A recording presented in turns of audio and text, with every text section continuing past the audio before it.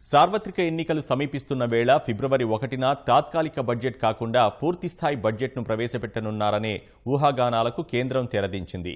మధ్యంతర బడ్జెట్ను మాత్రమే ప్రవేశపెట్టనున్నట్లు కేంద్ర ఆర్థిక శాఖ స్పష్టతనిచ్చింది. మధ్యంతర బడ్జెట్లో విధానపరమైన కీలక ప్రకటనలు చేయకూడదన్నది ఆనవాయితీగా వస్తోంది. మరి మోదీ సర్కార్ సంప్రదాయం ప్రకారం నడుచుకుంటాందా లేక ఇటీవల మంత్రులు ప్రకటించినట్లు జనాకర్షక పథకాలకు పెద్దపీట వేస్తుందా అనే అంశంపై రాజకీయ వర్గాల్లో ఆసక్తి నెలకొంది. జనాకర్షక పథకాలా లేక సంప్రదాయమా? ఫిబ్రవరి 1న ప్రవేశపెట్టనున్న తాత్కాలిక బడ్జెట్లో కేంద్రం దేనికి ప్రాధాన్యమిస్తుందనే దానిపై రాజకీయ వర్గాల్లో ఆసక్తికర చర్చ సాగుతోంది. ఎన్నికలకు ముందు తాత్కాలిక బడ్జెట్ను ప్రవేశపెట్టడం ఆనవాయితీగా వస్తుంది. ఇందులో కీలక విధానపర నిర్ణయాలను వెలువరించారు.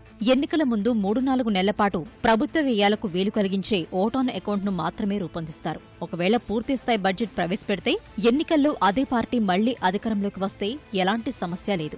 వేరే పార్టీ గెలిస్తే ఇబ్బందులు తప్పవు. మార్పులు చేసే విషయంలో కొత్త ప్రభుత్వానికి తలనొప్పులు ఎదురవుతాయి. అంతిమంగా పన్ను చెల్లింపుదారులు సమస్యలు ఎదుర్కొంటారు.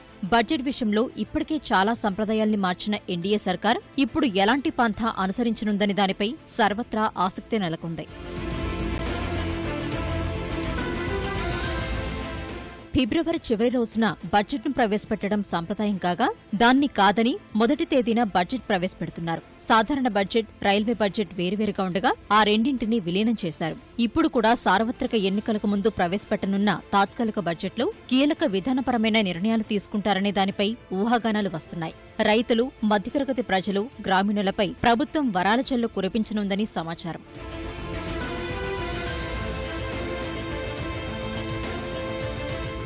అగ్రవర్ణాలు, వ్యాపార వర్గాల్లో తమ ఓటు బ్యాంకు కాపాడుకోవడంతో పాటు ఎస్సీ, ఎస్టీ, ఓబీసీలను ఆకర్షించేలా బడ్జెట్ రూపకల్పనలో మోదీ సర్కార్ అన్ని జాగ్రత్తలు తీసుకుంటోంది.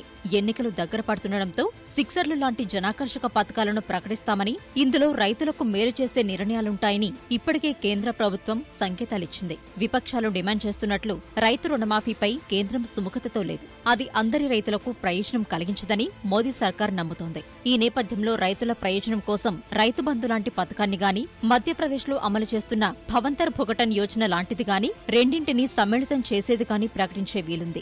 రైతు రుణాలపై వడ్డీ మాఫీ, పంట బీమా ప్రీమియం రద్దు వంటి ప్రతిపాదనలు కూడా కేంద్రం ముందున్నాయి. మరోవైపు వేతన జీవులకు ఊరట కలిగించేలా ఆదాయపు పన్ను మినహాయింపు పరిధిని 5 లక్షల రూపాయలకు పెంచవచ్చన్నది నిపుణుల విశ్లేషణ.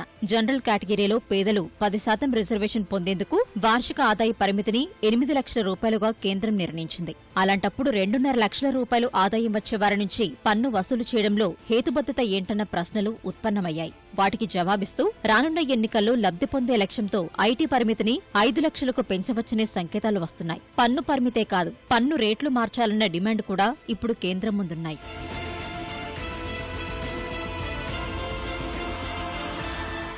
అయితే ఎన్నికల ముందు ప్రవేశపెట్టే తాత్కాలిక బడ్జెట్లో కీలక విధానపర నిర్ణయాలు ప్రభుత్వం తీసుకురాదని విపక్షాలంటున్నాయి. అలా చేస్తే పార్లమెంటు లోపల వెలుపల తీవ్రంగా వ్యతిరేకిస్తామని కాంగ్రెస్ హెచ్చరిస్తోంది. అయితే చిదంబరం ఆర్థిక మంత్రిగా ఉన్నప్పుడు తాత్కాలిక బడ్జెట్లో పన్నుల చట్టాలను సవరించరాదన్న సంప్రదాయాన్ని ఉల్లంఘించి 2014-15లో పరోక్ష పన్నుల్లో మార్పులను ప్రకటించారు. ఈ నేపథ్యంలో కాంగ్రెస్ తమకు పాఠాలు నేర్పించాల్సిన అవసరం లేదని భాజపా నేతలు వ్యాఖ్యానిస్తున్నారు.